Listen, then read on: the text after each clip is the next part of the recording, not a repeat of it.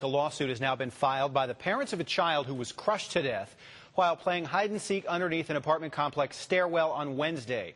Investigators were out at the scene again today, still trying to determine what caused the apartment stairwell to collapse. 5-year-old Miguel Robledo and 10-year-old David Vasquez died of asphyxia. They were essentially crushed to death. Today's attorneys representing Vasquez's parents filed a lawsuit against RVB Incorporated, the owners of the Westwood Fountain Apartments.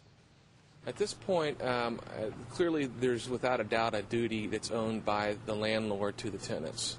And that's clear, and that they have an obligation to maintain the staircase in a reasonable fashion so it shouldn't collapse in the fashion that it did. Residents say they filed a number of complaints about the safety of the stairwell in the many months prior to Wednesday's collapse. Apartment managers, though, insist they never received any such complaints. Now, the city of Houston is also receiving some criticism over its inspection process, as city leaders wonder if anything more could have been done to spot that problem before it was too late.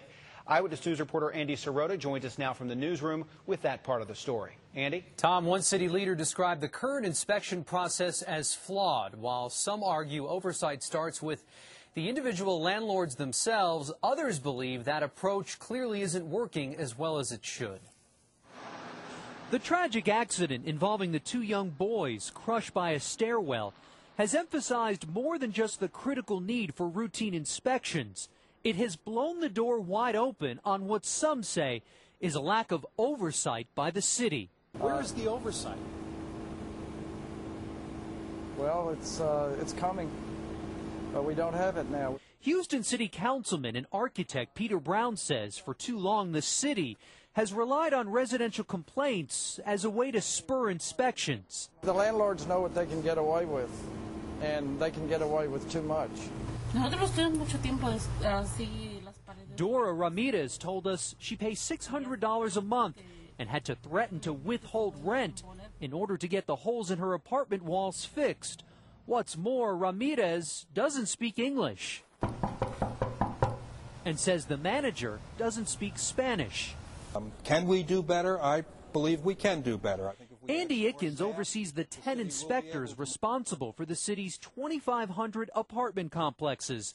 The city, he says, is now devoting more money to hire more inspectors to check those problem properties more often. We think it's long overdue, and we strongly support it. The city has flexed its muscle before. These 4 properties were condemned for various and repeated violations in the past year and a half. If the landlords won't fix them up, we assess fines, and if they don't pay their fines, we foreclose on the properties. The new inspection process is being designed right now. Exactly how often these apartment inspections would occur has not been determined. The hope is to roll out this new program by October 1st. In the newsroom, Andy Sirota, 13 Eyewitness News.